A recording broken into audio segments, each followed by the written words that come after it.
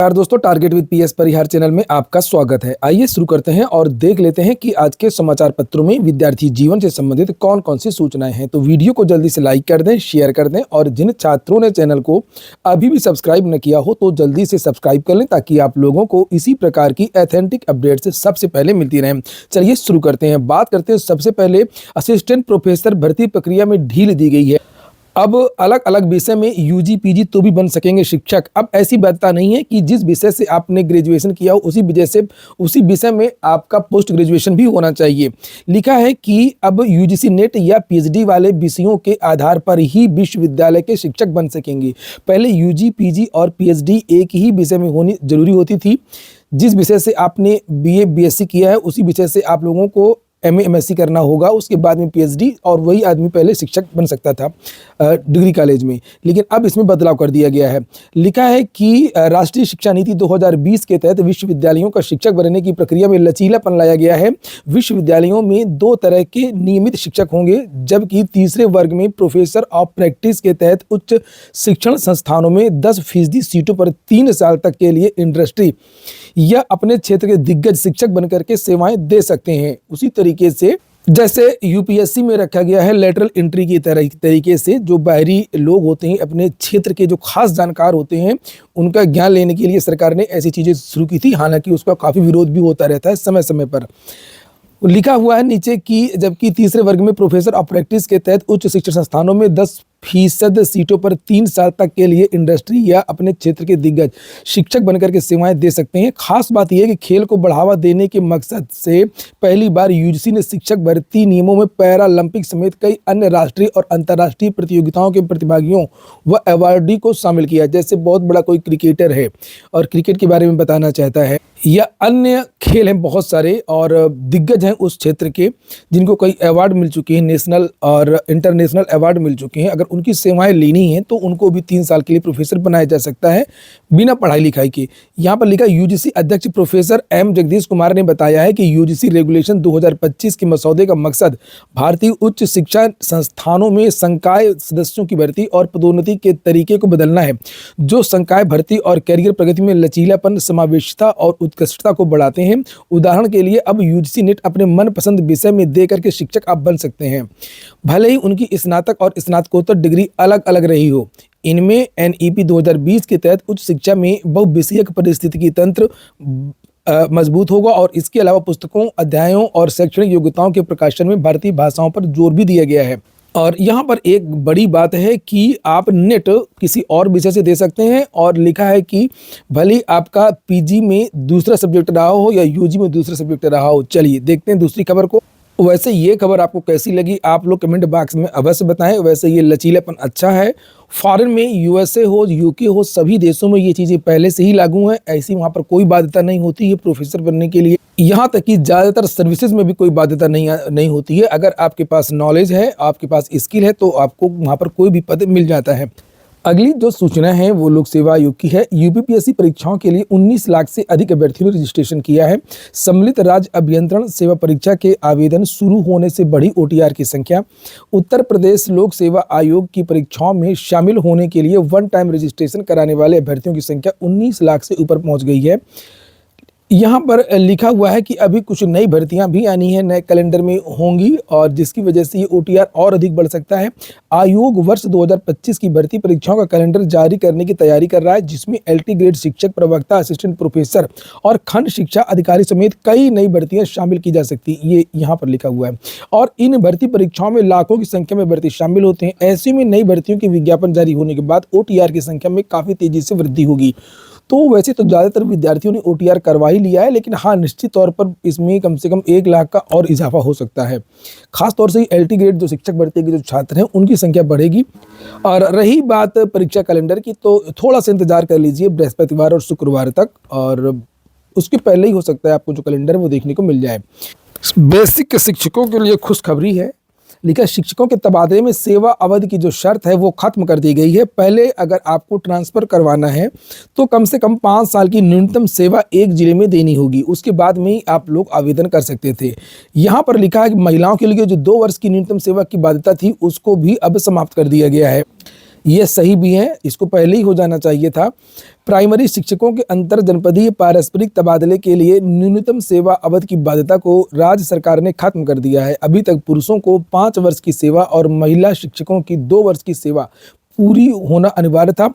इस संबंध में सोमवार को शासनादेश भी जारी हो गया। इससे प्रदेश के परिषदीय स्कूलों के 4.5 लाख से अधिक शिक्षकों के तबादले का रास्ता साफ हो गया है। अगली जो सूचना है वो है अंतर्राज्यीय सालवर गैंग के 7 सदस्य गिरफ्तार। प्रतियोगी परीक्षाओं में भर्ती के स्थान पर सालवर बैठाने का लेते थे ठेका। आजमगढ़ नगर कोतवाली प्रमुख और एसओजी की संयुक्त टीम ने सोमवार को बाग लखराव पुल के पास प्रतियोगी परीक्षाओं के अंतर्राज्यीय सालवर गैंग के 4 लोगों को गिरफ्तार कर लिया। उनके पास से 1 कार, 6 मोबाइल, 1 फर्जी आधार कार्ड, 3 एडमिट कार्ड और 1 प्रश्न पुस्तिका बरामद हुई है। ये गैंग प्रतियोगी परीक्षाओं में 10 लाख रुपए लेकर के सालवर उपलब्ध कराता था। गिरफ्तार आरोपियों में 3 गाजीपुर, 1 बिहार का निवासी है। 2 आरोपियों को वाराणसी से और 1 को एटा से गिरफ्तार किया गया। हालांकि पहले दिन ही बहुत सारे गिरफ्तारियां हो चुकी थीं और ये दूसरे दिन की बात है जब एग्जाम समाप्त हो चुका था। 4 और 5 जनवरी को संपन्न हुई यूपीसीसीसीआर यानी कि जो सिविल कोर्ट की भर्ती थी उसमें विभिन्न श्रेणियों के लिए शहर के शिवली कॉलेज को केंद्र बनाया गया। पुलिस ने शनिवार को भर्तियों के स्थान पर परीक्षा दे रहे सालवर विकास कुमार निवासी के नाम वगैरह लिखी हुई है। लिखा पर ग्रुप डी परीक्षा के दूसरे दिन भी 12 सालवर हत्थे चढ़े। अब इन लोगों पर ऐसी धाराएं लगेंगी कि अभी दोबारा कभी ये काम नहीं करेंगे। अगली जो सूचना है वो रेलवे की नई भर्ती को लेकर की है और मैंने कल इसको लेकर के वीडियो भी बनाया था। रेलवे से वैकेंसी निकली है पीजीटी, टीजीटी, पीआरटी, लाइब्रेरियन और जूनियर हिंदी ट्रांसलेटर, बहुत सारे पद निकले हैं। उनकी संख्या लगभग 1000 के आसपास है और उसको लेकर के जानकारी दी गई है। आज से आवेदन शुरू होंगे। रेलवे भर्ती बोर्ड ने भारतीय रेलवे में recruitment of ministerial and isolated category में 1036 रिक्तियों पर बहाली होगी। इसके लिए आवेदन की प्रक्रिया मंगलवार से ऑनलाइन वेबसाइट rrbapply.gov.in पर जाकर के कर सकते हैं। आवेदन की अंतिम तारीख 6 फरवरी तक निर्धारित की गई है। इनमें शिक्षकों, लाइब्रेरियन, जूनियर ट्रांसलेटर सहित कुल 16 प्रकार के पद हैं। राज्य विश्वविद्यालय में 136 शिक्षकों की भर्ती होगी। नीचे लिखा है कि 66 नियमित और 70 संविदा शिक्षक भर्ती के लिए विज्ञापन इसी माह जारी हो जाएगा। 26 पदों पर पहली बार हुई थी भर्ती। वर्तमान में 22 शिक्षक कार्यरत हैं और professor, associate professor, assistant professor के 22 पदों पर भर्ती होगी।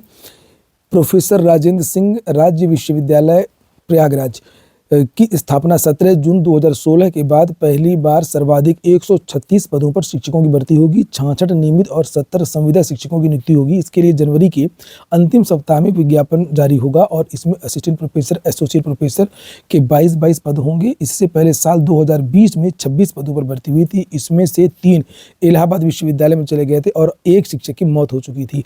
अब वर्तमान में 22 नियमित शिक्षक ही कार्यरत हैं। राज्य विश्वविद्यालय कैंपस में LLM, MCA, MSc agriculture, agronomy, B Pharma, 5 वर्षीय integrated B Tech, M Tech, artificial intelligence व डाटा साइंस समेत परंपरागत परास्नातक पाठ्यक्रम और स्नातक में 5 प्रकार के इंटीग्रेटेड पाठ्यक्रमों में पढ़ाई हो रही है। नियमित शिक्षक भर्ती न होने से संविदा के सहारे पाठ्यक्रम संचालित किए जा रहे हैं।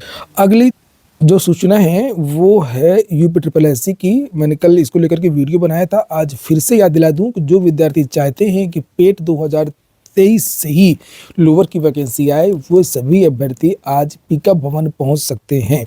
आज ASO और लोअर के जो छात्र हैं वो UPSSC पहुंच सकते हैं।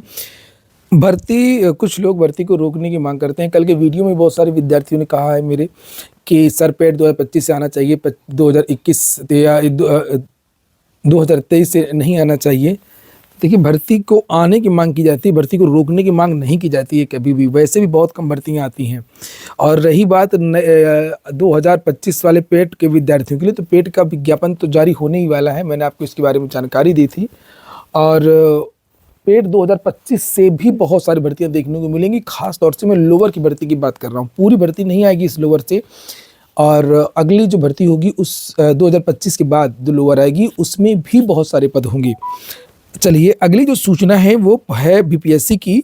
थोड़ी सी, प्रशांत किशोर को बिना शर्त जमानत 15 घंटे बाद रिहा।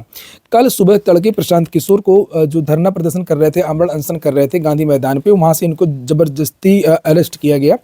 उसके बाद में इनको एम्स ले गए और कल सुनवाई भी हुई कोर्ट में, लेकिन कुछ शर्तें लगा दी गई थी मुचलका इत्यादि को लेकर कि 25-25 हज़ार के मुचलके आप भरिए और लिख करके दीजिए कि हम दोबारा कभी इस तरीके की गलती नहीं करेंगे। तो इसका प्रशांत किशोर ने विरोध किया कि हमको ऐसी जमानत नहीं चाहिए कि हम दोबारा धरना प्रदर्शन ना कर सकें। हम कभी भी हम तो सामाजिक जो मुद्दे हैं वो उठाते ही रहेंगे। और उसके बाद में वो जेल जाना उन्होंने स्वीकार किया और जमानत को इनकार कर दिया। उसके बाद में फिर लिखा हुआ है कि बिना शर्त जमानत दी गई और उनको रिहा किया गया ज़बरदस्ती। लिखा है कि पुलिस ने सोमवार को करीब 4 बजे उन्हें गिरफ्तार कर उनका मेडिकल चेकअप कराया। दोपहर में अनुमंडल न्यायिक दंडाधिकारी आरती उपाध्याय के समक्ष पेश किया गया। कोर्ट उन्हें 25,000 के निजी मुचलके पर इस शर्त पर रिहा करने का आदेश दिया था कि वह फिर से धरना प्रदर्शन नहीं करेंगे, लेकिन उन्होंने शर्त मानने से इनकार कर दिया और मुचलका नहीं भरा। बाद में कोर्ट ने शर्त हटाई तो प्रशांत किशोर ने निजी मुचलका भरा।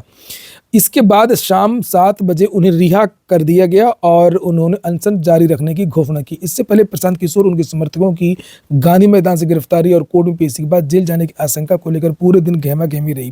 कोर्ट परिसर में भी बड़ी गाड़ियों में प्रशांत किशोर के समर्थक जुट गए और जम करके नारेबाजी की। तो फिलहाल मुद्दा बहुत सही था, शिक्षकों बीपीएससी पीटी का जो मुद्दा है, लेकिन इसमें प्रशांत किशोर की भी ज़बरदस्त एंट्री हुई है। वो भी काफ़ी दिन से मौके की तलाश में थे, नई पार्टी उन्होंने बनाई थी।